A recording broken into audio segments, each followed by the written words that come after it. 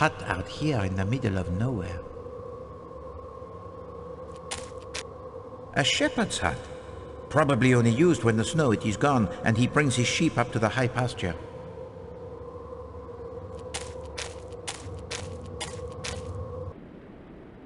This door is tightly locked. One of the bars appears to be quite loose. Would you not say so, mademoiselle?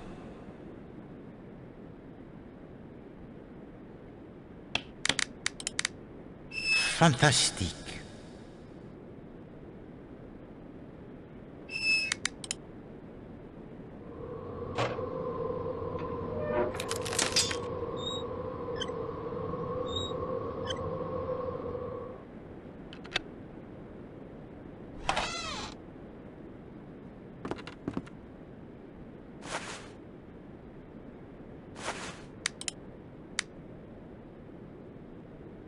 What is this? A second passkey? So, the mystery of how a murderer may pass through the locked doors, it is now explained.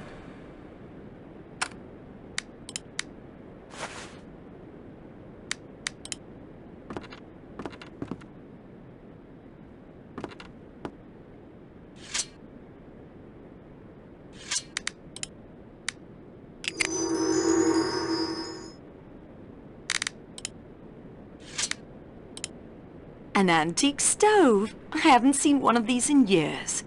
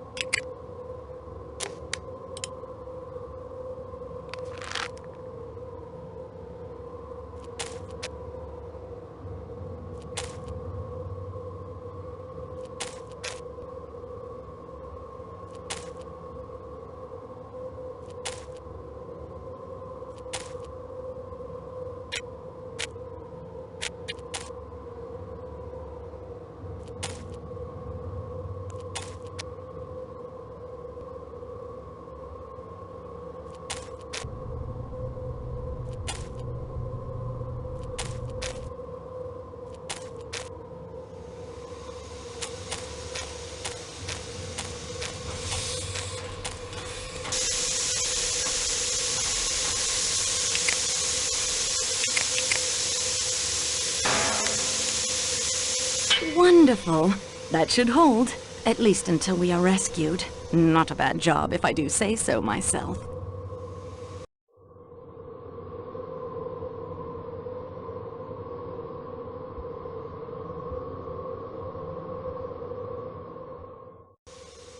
The heat is now restored. Now on to the matter of murder.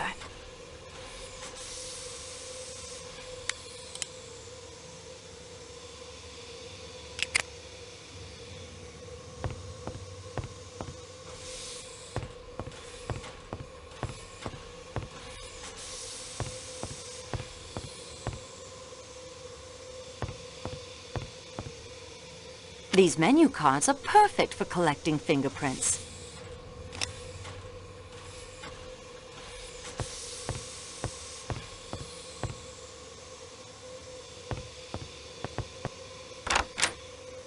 Do not disturb me. I do not have enough vinegar or olive oil for the Count and Countess. I will be shamed. How rude.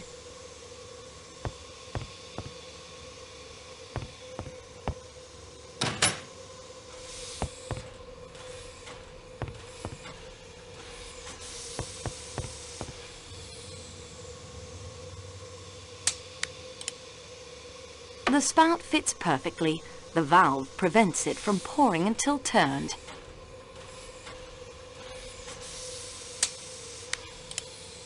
This spout fits just as well as the first.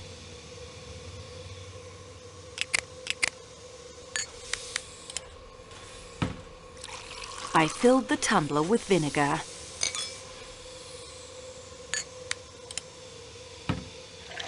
I filled the tumbler with olive oil.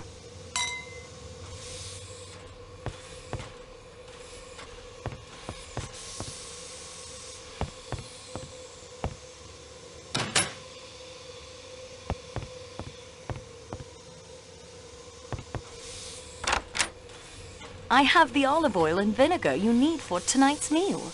Let me see then. Yeah, this olive oil is fresh enough and of sufficient quality.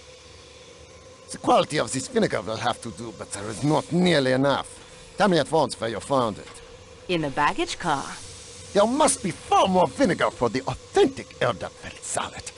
I will get it myself. Perfect.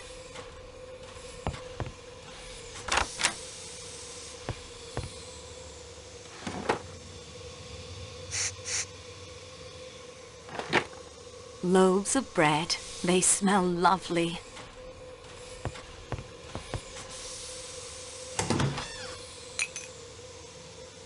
I'd better close this. I wouldn't like to waste fuel. I believe they are sacks of flour, good for thickening sauces.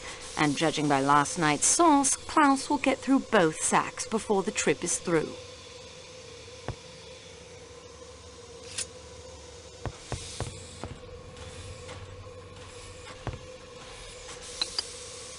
Such a cramped kitchen. I can't imagine how Klaus puts up with it.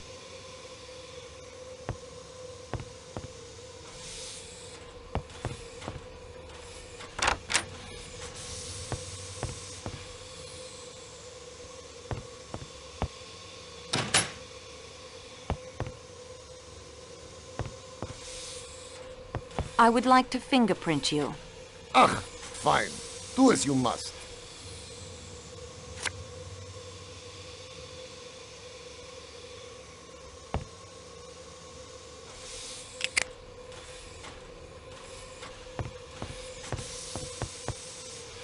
I'm sorry to disturb you.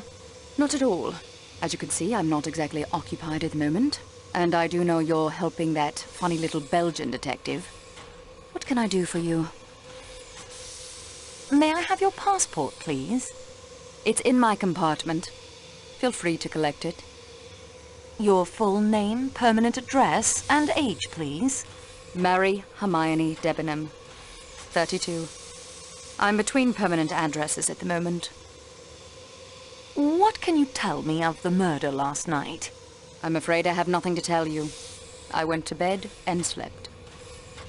You seem very at ease. Are you not distressed by what has happened? Distressed? I have not really thought about it from that point of view. No, I cannot say that I am at all distressed. After all, people die every day. They die, yes, but murder is thankfully a little more rare. Were you acquainted with Monsieur Ratchet? I saw him for the first time at dinner last night. Oh, I suppose at the station, perhaps. I don't recall. How did he strike you? I hardly noticed him. He did not strike you as an evil personality? Really, I cannot say I thought about it. Whether or not I liked Mr. Ratchet's face does not seem to be helpful in finding out who killed him. I'd like to take your fingerprints. How very enterprising of you. How do we proceed? I have some typewriter ribbon. Splendid. This is all rather exciting.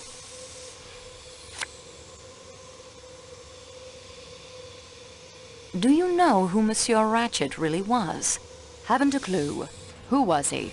Cassetti, the man behind the Armstrong kidnapping. That was quite abominable. Where did you begin your journey? Baghdad.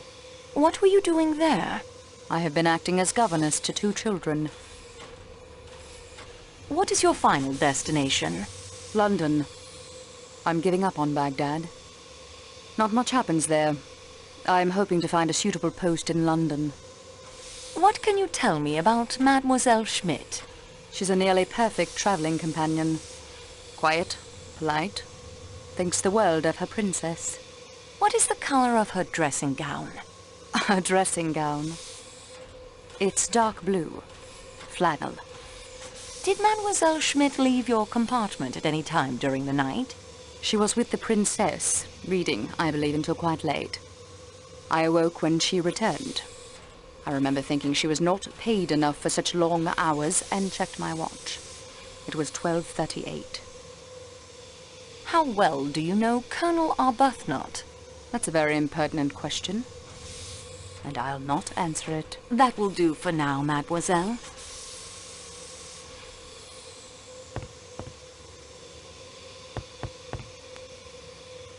Countess, may I ask you some questions regarding the death of Monsieur Ratchet?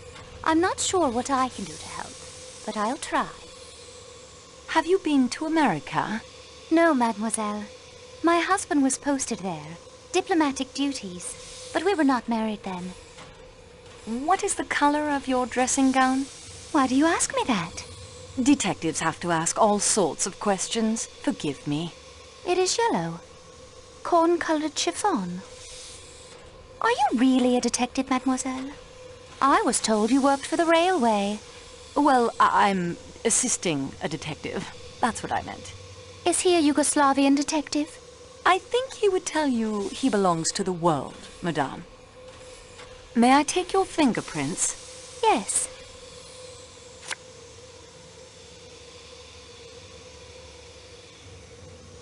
When did you fall asleep last night? Soon after 1 o'clock, I believe. Did you hear or see anything unusual last evening? After the train stopped? Yes. No, I don't think so. You didn't hear Mrs. Hubbard ringing her bell and calling out at around 1:15? No, it would be very unlikely if I did. I'm sorry. Au revoir, Madame la Comtesse. Count Andrigny, I am acting on behalf of Monsieur Hercule Poirot in this matter. May I speak with you? I quite understand your position. I will do anything I can to assist you. May I have your passport, please? Yes, certainly. Rudolph Joseph Andrigny, aged 34. A diplomatic passport. Yes, I am in the Hungarian consular service. Wife, Elena Maria Andrigny. Age 20? Yes, we have only been married a year. Aged 20, thank you. Are you aware of the identity of the deceased, monsieur? If you want to know his name, surely it is in his passport. The name on his passport is Ratchet. That is not his real name. He is in fact Cassetti, who was responsible for the kidnapping and death of a child in America. Ah, that certainly should throw light upon the matter. Have you been to America, Monsieur Leconte? Yes, I was in Washington for a year. Extraordinary country. Did you know the Armstrong family? The kidnapped victims. Yes. Armstrong. It is difficult to recall. So many diplomatic functions. So many hands to shake. I cannot recall. I'm sorry. Can you tell me how you spent the evening after dinner last night? We had my wife's compartment made up while we were at dinner. On returning, we sat up in mine playing piquet. At about 11 o'clock, my wife retired for the night. The attendant made up my compartment, and I also went to bed. I'd like to take your fingerprints. Whatever you need to do, I will be happy to cooperate.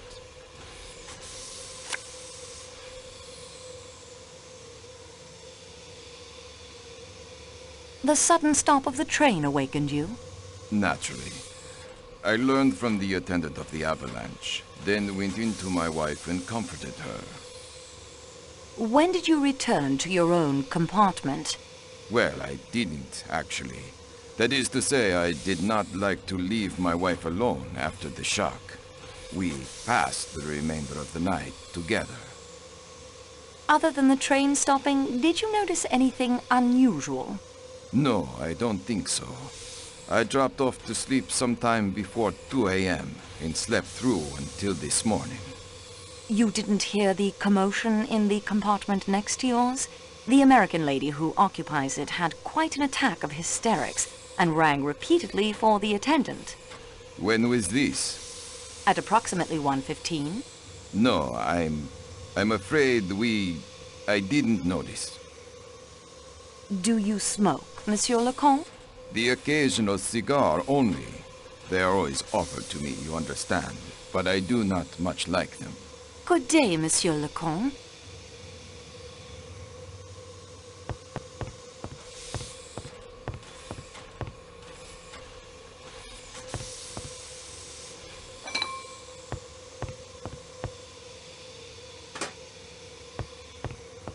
May I have your passport, please? Oui, mademoiselle. You will find it in room 1-2 in the Athens Paris coach. What can you tell me of your movements after dinner? I came in here to attend to the bar after everyone went to their rooms. I cleaned the salon car and went to the Athens Paris coach to rest. What time was that?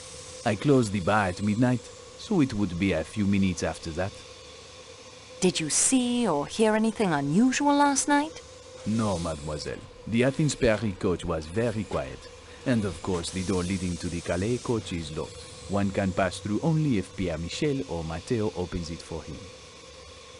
What do you know of Klaus, the chef? An artiste de la cuisine, and just as temperamental as a painter. Vous comprenez? No one is allowed to enter his kitchen. His menu seems to overemphasize meat dishes. It is true that.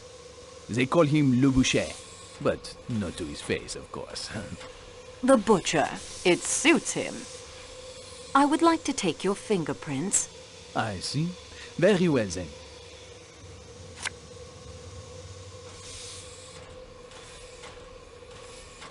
Klaus seems even more temperamental than usual today. I fear an approaching catastrophe, mademoiselle. Worse than avalanches and murder? Certainement. Special dinner menus, as you no doubt know, are printed in advance of our departure in Istanbul. Here is tonight's menu. As you can see, tonight is to serve Wiener Schnitzel and Eldafe Salat, native dishes of Austria, in honor of the Count and Countess Andreni. Veal and potatoes. Why does this not surprise me? But so many have asked for the salads, almost in defiance of Chef Klaus, and the porters have failed to put aboard enough vinegar and olive oil for the Eldafe Salat. Klaus is in a rage. The embarrassment will be too much for him. What do you know of Klaus's movements last night?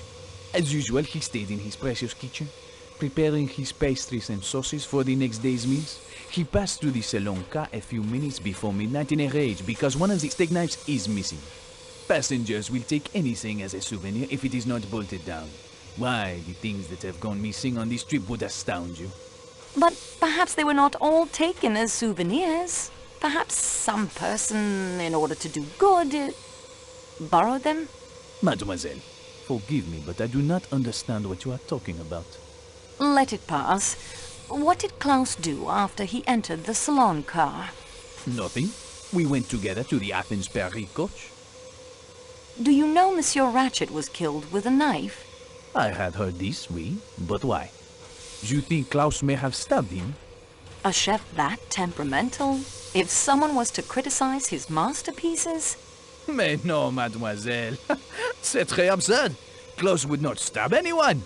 Not with a knife. He would hack them into little medallions with his cleaver. Good day, monsieur.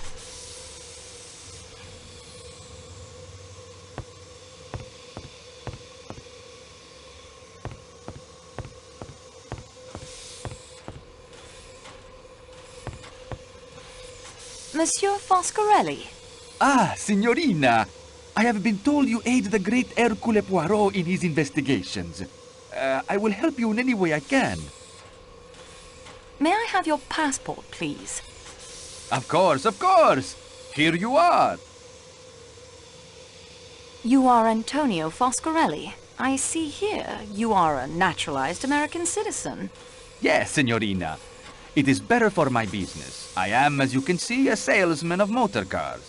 I do big business. I am up to date. I understand salesmanship. What do you smoke? A pipe, cigarettes, cigars? Cigarettes only. I would like to take your fingerprints. Of course, of course. Anything to help. Thank you.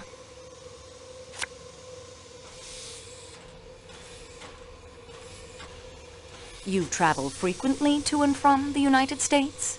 Yes, for the past 10 years or so. Did you ever come across Monsieur Ratchet? Never, but I know the type. Oh, yes. It is very respectable, very well dressed, but underneath it is all wrong. I should say he was a big crook. I give you my opinion for what it is worth. Your opinion is quite right. Monsieur Ratchet was Cassetti, the kidnapper. What did I tell you? I have learned to read the face. It is necessary. Only in America do they teach you the proper way to sell. Please tell me your movements last night after dinner. With pleasure. I stay here in the salon car for a while. It is more amusing. I play cards with the American gentleman who sells the typewriter ribbons. We talk shop. Afterwards, we retire to my compartment and play the cards some more. And talk more shop. That one, though, he is not the salesman Foscarelli is, I can tell you. Do you remember the Armstrong case? I do not quite remember, but yes. The name, it was a little girl, was it not? A baby, una bambina. Yes. Ah, well, these things, they happen, even in a great country like America. Have you ever come across any members of the Armstrong family? It is difficult to say. I see so many people, you understand. I'll give you some figures. Last year alone, I sold... Please, monsieur, confine yourself to the point. With great pleasure. What time did you go to your compartment? Oh, it was early. 8:30 or so. What time did you stop playing cards in your room? Not yet 10 o'clock. That stuffed shirt of a valet who shares the compartment with me came back from attending his master. A miserable people, the English. Not sympathetic. He sits in the corner, very stiff, reading a book. Mr. Hardman and I, we lose our taste for the cards, and Mr. Hardman, he goes off to his own room. The attendant makes up our beds. What time did you go to bed? I lay on my bunk for a while. The Englishman has, I think, the toothache. He gets out a little bottle of stuff that smells very strong. He moans and groans. I drop off around 10:30. Whenever I wake, I hear him groaning. Do you know if Monsieur Masterman left the room at all during the night? I do not think so. If the door opened, the light from the corridor, one wakes up automatically thinking it is the customs examination at some frontier. Did Monsieur Masterman ever speak of his master? I tell you, he did not speak, even to introduce himself. He was not as sympathetic, a fish. Au revoir, monsieur.